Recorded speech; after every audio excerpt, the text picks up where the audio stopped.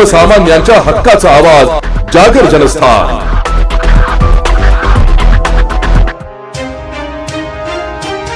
दिंडोरी तालुक्यातील वणी येथे छत्रपती शिवाजी महाराजस्व समाधान शिबिर घेण्यात आले। या अभियानाचे उद्घाटन महाराष्ट्र राज्याचे अन्न औषध प्रशासन मंत्री नामदार नरहरी झिरवाळ यांनी केले। यावेळी दिंडोरी विधानसभा मतदारसंघाचे पेठ व दिंडोरी तालुक्यातील नागरिकांना या अभियानाचा लाभ घेण्यात आलाय।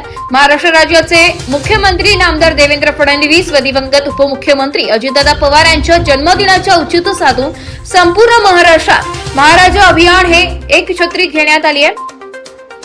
यावेळी दिव्यांग पासून ज्येष्ठ नागरिकांना विविध सुविधांचे दाखले हे वितरित करण्यात आले। महाराष्ट्र राज्याचे महसूल मंत्री यांनी राबवलेली संकल्पना ही चांगली असून गोरगरिबांना फायदा होत असल्याचं शिंदे गटाचे नाशिक जिल्हा शिवसेनेचे जिल्हा प्रमुख भाऊलाल तांबडे यांनी सांगितलंय। तर अन्न औषध प्रशासन मंत्री नरहरी झिरवाळ यांनी शासनाने राबवलेल्या सुविधा योजनांचे कौतुक केले। महाराजस्व अभियान हे घेण्यात आलं, काय सांगाल? महाराष्ट्र सरकारतर्फे छत्रपती शिवाजी महाराज जे काही समाधान शिबिर आहे या शिबिराचं आयोजन वणी येथे करण्यात आलेलं होतं। या शिबिराच्या मार्फत समाजातील जे वेगवेगळे घटक आहे त्या घटकांना न्याय देण्याचं काम या शिबिरामार्फत करण्यात येत आहे। आज केंद्र सरकार असो राज्य सरकार असो त्यांच्या ज्या योजना आहेत त्या योजना लोकांपर्यंत पोहोचवण्याचं काम या शिबिरामार्फत होत आहे। आज आपण बघतोय की संपूर्ण महाराष्ट्रभर महसूल विभागाने घेतलेले जे काही क्रांतिकारी निर्णय ते क्रांतिकारी निर्णय लोकांपर्यंत पोहोचवण्याचं काम, त्याचप्रमाणे जे काही समाजातील वेगवेगळे घटक असतील, महिला असेल, दिव्यांग असेल, शेतकरी असतील, शेतमजूर असतील, त्यांच्यासाठी निर्माण केलेल्या किंवा ज्या काही योजना आहेत त्या योजनेचं खऱ्या अर्थाने इम्प्लिमेंटेशन या समाधान शिबिरामध्ये होत आहे।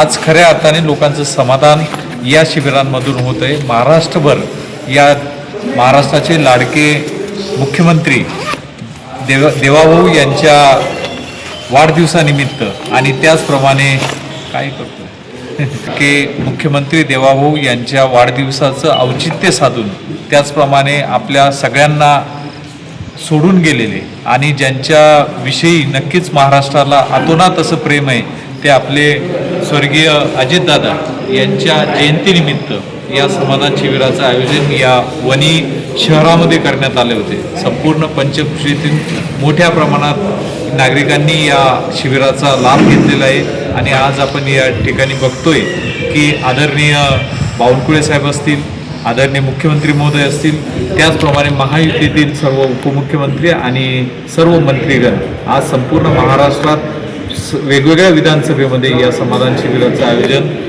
करण्यात आलेलं आहे। मी भारतीय जनता पार्टीचा जिल्हाध्यक्ष या नात्याने या शिबिरास मी मनापासून शुभेच्छा देतो। दिंडोरी पेठ मतदारसंघातील असलेले जरी बेटपाडा हे पेठ येथील गावाचे ग्रामस्थ यांना स्वातंत्र्य मिळाल्यापासून तर आजपर्यंत जातीचे दाखले हे मिळत नव्हते।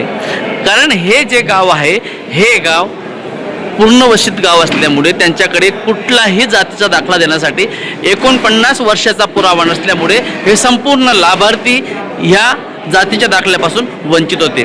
पण या गावाचे तरुण तडफदार असे नेतृत्व सरपंच पुंडलिक सातपुते यांनी पुढाकार घेऊन आज 87 लोकांना जातीचे दाखले 147 लोकांचे जातीचे दाखले प्रांत अधिकारी श्री अप्पासाहेब शिंदे यांच्या मार्गदर्शन घेऊन व आपले मतदारसंघाचे लोकप्रिय आमदार तथा महाराष्ट्र राज्याचे अन्न औषध प्रशासन मंत्री नामदार नरहरी सीताराम झिरवाळ यांच्या मार्गदर्शनाने आज सर्वांना जातीचे दाखले उपलब्ध झालेत। जाणून घेऊया भाऊ, सरपंच काय सांगाल? या निमित्ताने असं सांगेल की जसं तुम्ही उल्लेख केला की स्वातंत्र्याचा अमृत महोत्सव झाला, 75 वर्षे झाली, आपण सुवर्ण महोत्सवाकडे जात आहोत आणि आपण स्वातंत्र्यानंतर अशी काही गावं आहेत की जिथे काही जे वन जमिनीवर वगैरे बसली बोला वन जमिनीवरती वगैरे जी वसलेली गावं आहेत या गावांमध्ये जी तिथे वस्ती करून राहणारी जी लोक आहेत यांच्याकडे कुठलाही शासकीय दस्तऐवज जो त्यांना जातीचा दाखला मिळवून देऊ शकतो। तुम्ही एकंदरीत शासनाकडे कसा पाठपुरावा केला? हे माझ्या ग्रामपंचायतीतील जे लाभार्थी आहेत ते वारंवार माझ्याकडे त्यांची जी मुलं शाळेमध्ये शिकतात यांना शैक्षणिक बाबी किंवा इतर शासकीय योजनांच्या लाभांसाठी हा जातीचा दाखला त्यांना असणं आवश्यक असतं. त्यामुळे प्रत्येक गोष्टीत या लोकांना त्याची अडचण येत होती. मग अशा वेळेस हे लाभार्थी प्रत्येक गोष्टीपासून वंचित राहतात. अशा वेळेस या लाभार्थी वारंवार मला मी त्या गावचा सरपंच म्हणून मला भेटत होते. मी याच्यासाठी पुढाकार घेण्याचं ठरवलं आणि मग मी या तालुक्याचे आमदार किंवा महाराष्ट्राचे मंत्री महोदय माननीय नरहरी झिरवाळ साहेब यांना ही बाब सांगितली. त्याच्यानंतर या उपविभागीय अधिकारी प्रांत शिंदे साहेब यांना भेटलो, तहसीलदार गवळी साहेब यांना भेटलो आणि आमच्या राष्ट्रवादी काँग्रेस पक्षाचे जे तालुका स्तरावरती जे तालुका अध्यक्ष आहेत किंवा आमचे नेते बबनराव झिरवाळ आहेत ते सगळ्यांना ही बाब अवगत करून दिली की ह्या सगळ्या अडचणी येत आहेत. याच्यासाठी आम्ही जे दाखले ऑनलाईन पद्धतीने जे पाठवले होते ते अपात्र करण्यात आले होते, कारण त्याला 1949 जातीच्या दाखल्यासाठी जो पुरावा असणं अपेक्षित आहे तो नव्हता आणि त्याच्यामध्ये सगळे दाखले अपात्र केले होते. मग या सगळ्या पालकांच्या, विद्यार्थ्यांची किंवा या लाभार्थ्यांची, सगळ्याच राहणाऱ्या कुटुंबांची इथे अडचण निर्माण होते. अशा परिस्थितीत आम्ही त्यांना भेटलो की याच्यावरती काहीतरी पर्याय काढावा लागेल. अपाय आहे पण त्याच्यावर उपाय काहीतरी काढावा लागेल. मग अशा परिस्थितीमध्ये त्यांनी एक सकारात्मक झिरवाळ साहेब आणि या सगळ्या मिळून एक सकारात्मक या गोष्टीला एक प्रतिसाद दिला आणि हे जे आज इथे शिबिर झालं या शिबिरासाठी तुम्ही यासाठी प्रयत्न काय केले?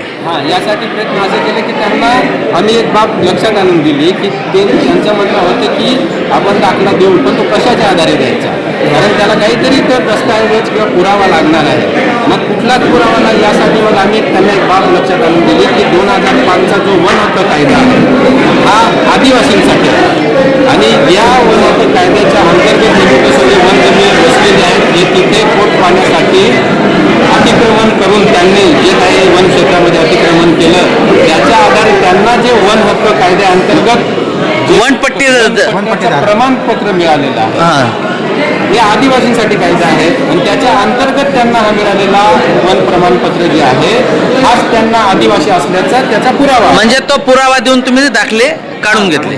तो एक पुरावा आणि दुसरा एक पुरावा म्हणजे की हे जिथे आदिवास करून राहतात वस्ती करून तर ते ग्रामपंचायतीच्या अंतर्गत येते. त्यांचा नमुना नंबर 8ला नोंद असते.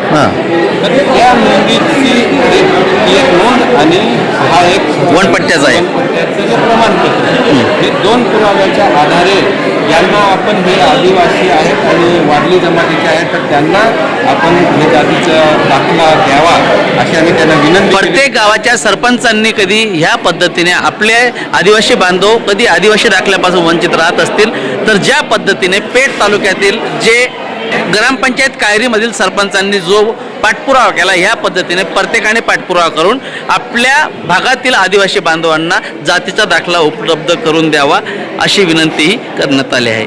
शामराव सोनवणे, दिंडोरी, नाशिक.